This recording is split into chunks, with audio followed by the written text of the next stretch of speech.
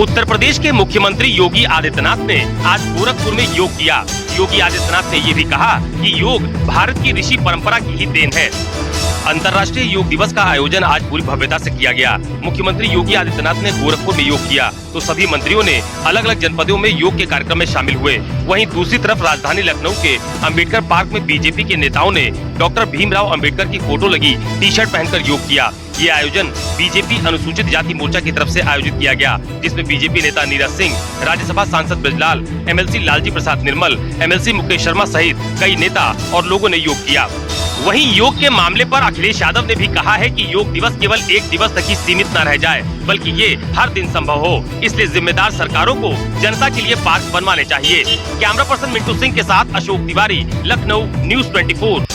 अंतर्राष्ट्रीय योग दिवस के मौके पर आज यहाँ कश्मीर घाटी के ऐतिहासिक लाल चौक क्लॉक टावर के पास भी योग का आयोजन किया गया है और आप देख सकते हैं भारी संख्या में लोग यहाँ पर जुटे हैं और सीधा क्लॉक टावर जो लाल चौक का प्रसिद्ध घंटाघर है, यहाँ पर लोग योग करते नजर आ रहे हैं और ये साफ दर्शाता है कि योग को लेकर कश्मीर घाटी में भी जो लोगों का क्रेज है वो सर चढ़कर हो रहा है। जहां कुछ साल पहले तक योगा उतना ज्यादा लोगों में नहीं देखा जा रहा था, वहां आज घाटी के अधिकतर लोग योग को करते दिखाई दे रहे हैं और यही कारण है कि आज अंतर्राष्ट्रीय योग दिवस के मौके पर घाटी के अलग अलग हिस्सों में विभिन्न योगा के कार्यक्रम किए जा रहे हैं और सुबह सुबह लोग योग करते घाटी के हर इलाके में दिखाई दे रहे हैं। 11वें अंतर्राष्ट्रीय योग दिवस को भव्य बनाने के लिए मुंबई सहित महाराष्ट्र के कई जगहों पर बड़े आयोजन किए गए।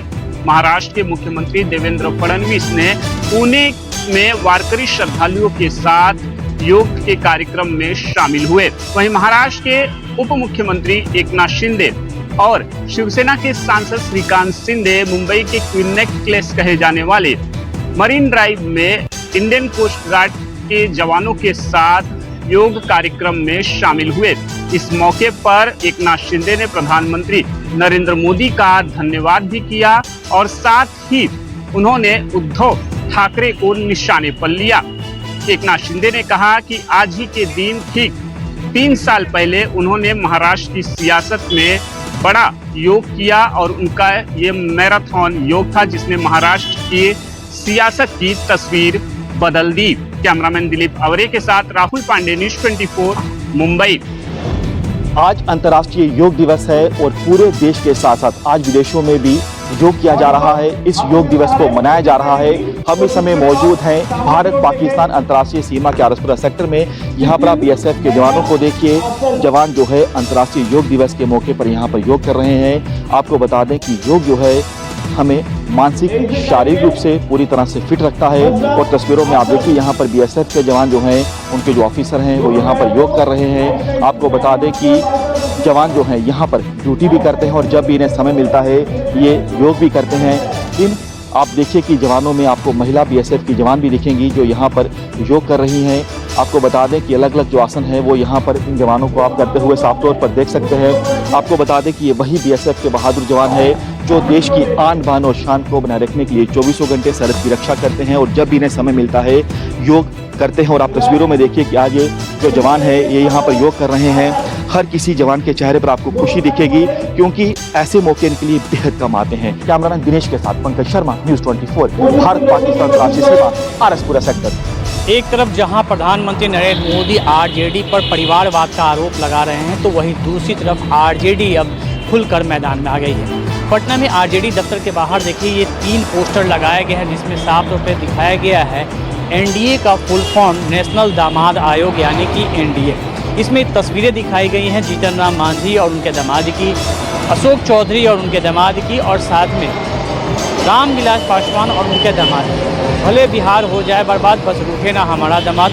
दूसरी तस्वीर आप देखिए किस तरह से लगाई गई है जिसमें भी ससुराली सरकार ने दामाद को दहेज में आयोग दे दिया। दरअसल अभी हाल के दिनों में आयोग का जो गठन हुआ था उसमें अशोक चौधरी के दामाद को जहां धार्मिक न्यास बोर्ड का मेंबर बनाया गया है, वहीं दूसरी तरफ रामविलास पासवान के दामाद को भी जगह दी गई है और दूसरी तरफ जीतन राम मांझी के भी दामाद को जगह दी गई है। अब इन चीज़ों को लेकर एक बार फिर आरजेडी काफ़ी तेज स्वर में इसको लेके आंदोलन चला रही है और लगातार पोस्टरबाजी भी हो रही है। इसको लेके वीडियो भी जारी किए जा रहे हैं। कैमरामैन सनी के साथ अमिताभ ओझा, पटना न्यूज़ 24। शिवसेना के स्थापना दिवस के मौके पर शिवसेना यूबीटी के अध्यक्ष उद्धव ठाकरे द्वारा एकनाथ शिंदे पर हमले का गृह मंत्री अमित शाह ने जवाब दिया है। अमित शाह ने कहा कि विधानसभा चुनाव में ये साबित हो गया कि असली शिवसेना एकनाथ शिंदे की है और बाला साहब ठाकरे के विचारों को एकनाथ शिंदे ही आगे ले जा रहे हैं। इतना ही नहीं, एकनाथ शिंदे और देवेंद्र फडणवीस के कार्यकाल में महाराष्ट्र में बहुत सारे विकास के कार्य हुए हैं और महाराष्ट्र में विकास की अपार संभावनाएं हैं। इस पर शिवसेना यूबीटी की तरफ से संजय राउत ने जवाब दिया है। संजय राउत ने कहा है कि अमित शाह का ये बयान वैसा ही है जैसा कोई कहे कि रिपब्लिकन पार्टी अमेरिका की नहीं बल्कि इंडिया के रामदास अठौले की है। संजय राउत यही नहीं रुके, उन्होंने कहा कि अमित शाह ने बाला साहब ठाकरे के विचारों का अपमान किया है।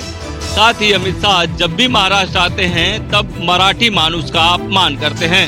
संजय के साथ इंद्रजीत सिंह, न्यूज़ 24 मुंबई। पानी के मामले को लेके अक्सर पंजाब और हरियाणा आमने सामने रहते हैं, क्योंकि हरियाणा लगातार पानी दिए जाने की डिमांड करता है तो पंजाब उसको पूरी तरह से नकार देता है कि फिलहाल पंजाब के पास फालतू पानी नहीं है। लेकिन अब जो नया विवाद छिड़ा है वो जम्मू कश्मीर और पंजाब के बीच में छिड़ा हुआ, क्योंकि जिस तरह से सिंधु जल संधि को निरस्त कर दिया गया और सिंधु का जो जल होगा वो पंजाब, हरियाणा और राजस्थान भेजा जाएगा। लेकिन इसको लेके जम्मू कश्मीर के जो मुख्यमंत्री हैं उमर अब्दुल्ला ने सिरे से नकार दिया है। उन्होंने कहा है कि जम्मू रीजन में पीने के लिए बिल्कुल भी पानी नहीं है। पहले हम अपने लोगों की जो प्यास है उसको दूर करेंगे और उसके बाद फिर देखेंगे कि पानी दिया जाना है या नहीं दिया जाना है। लेकिन इस बयान के बाद पंजाब की राजनीति इसको लेके पूरी तरह से गर्मा गई है। पंजाब की सारी राजनीतिक पार्टियों ने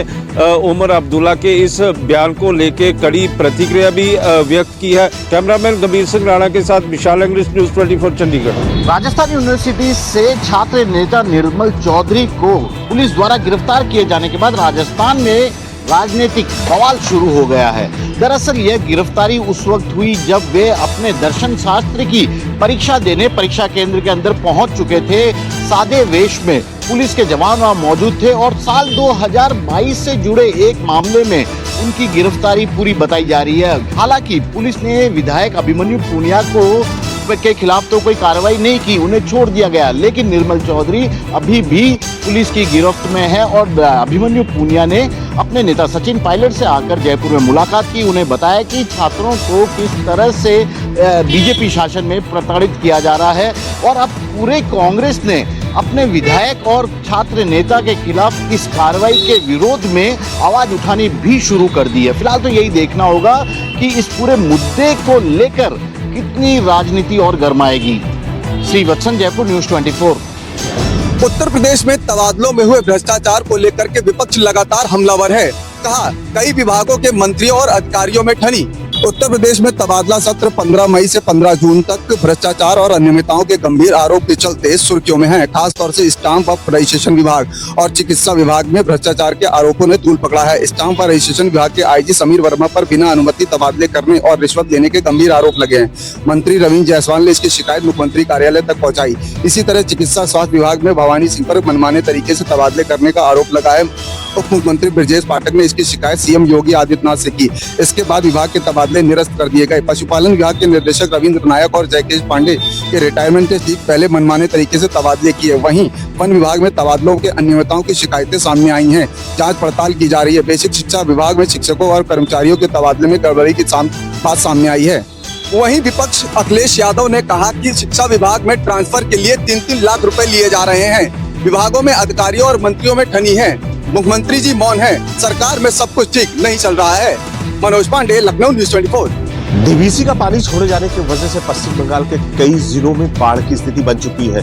इसका सबसे ज्यादा असर पश्चिम मेदिनीपुर, पुरुलिया, बांकुड़ा बर्दवान और हावड़ा हुगली में पड़ रहा है। यहाँ पे जो निचले इलाके थे सभी के घरों में पानी घुस चुका है। प्रशासन पूरी तरह से यहाँ पे मदद कर रहा है। तो कह सकते हैं कि डीवीसी का पानी छोड़े जाने की वजह से जो लकड़ी के बांस थे पूरी तरह से टूट चुके हैं। लोगों की आवाजाही जो थी पूरी तरह से ठप हो चुकी है। मुख्यमंत्री ममता बनर्जी ने इसको लेकर यहाँ नवन्नव सचिवालय में बैठक की है और 4 मंत्रियों को भेजा है इन जिलों का दौरा करने के लिए। लोगों को राहत शिविर पे रखा जा रहा है, खाने पीने की व्यवस्था किया जा रहा है और कोई आपदा या इस तरह की बीमारी न फैले उन्हें मेडिसिन की भी व्यवस्था किया जा रहा है। तो कह सकते हैं कि एक बार डीवीसी का पानी छोड़े जाने के वजह में कई गाड़ियां फंस चुकी हैं। यहाँ बर्दवान में ऐसे कई ट्रक थे जो बालू के खदान में थे, ये ट्रक भी वहां पे फंस चुके हैं। तो कह सकते हैं कि एक बार फिर से बाढ़ की स्थिति इन जिलों में बनी हुई है। कैमरामैन पंकज के साथ मनोज पांडे, न्यूज़ 24 हावड़ा। गृह मंत्री कल से 2 दिवसीय यात्रा पर छत्तीसगढ़ में रहेंगे, जहां वो नक्सल प्रभावित इलाकों में जहां लगातार ऑपरेशन चल रहे हैं उन इलाकों का दौरा करेंगे। साथ ही जो इलाकों में आम लोगों की मदद के लिए और विकास के लिए काम किए जा रहे हैं उन सभी चीज़ों की अमित शाह समीक्षा भी करेंगे। आपको बता दें कि राज्य में कई केंद्रीय विकास परियोजना भी चल रही है, जिसका वो निरीक्षण करेंगे और महत्वपूर्ण संस्थाओं का उद्घाटन करेंगे। राज्य के सुरक्षा हालात की समीक्षा करते हुए नक्सल उन्मूलन अभियानों को लेकर उच्च स्तरीय बैठक भी गृह मंत्री अमित शाह करेंगे। गृह मंत्री का यह दौरा छत्तीसगढ़ की राजनीति और सुरक्षा व्यवस्था के लिहाज से अहम माना जा रहा है, खासकर तब जब राज्य में नक्सली गतिविधियों को जड़ से खत्म करने का प्रयास तेज कर दिया गया है। अपने दौरे के पहले दिन 22 जून को अमित शाह नया रायपुर स्थित अटल नगर में विभिन्न केंद्रीय संस्थानों के निर्माण कार्यों का शिलान्यास और उद्घाटन करेंगे। इसमें खास तौर पर नेशनल फॉरेंसिक साइंस यूनिवर्सिटी और सेंट्रल फॉरेंसिक साइंस लेबोरेटरी के रायपुर परिसरों का उद्घाटन शामिल है। कैमरामैन सुनील के साथ कुमार गौरव, न्यूज़ 24 दिल्ली।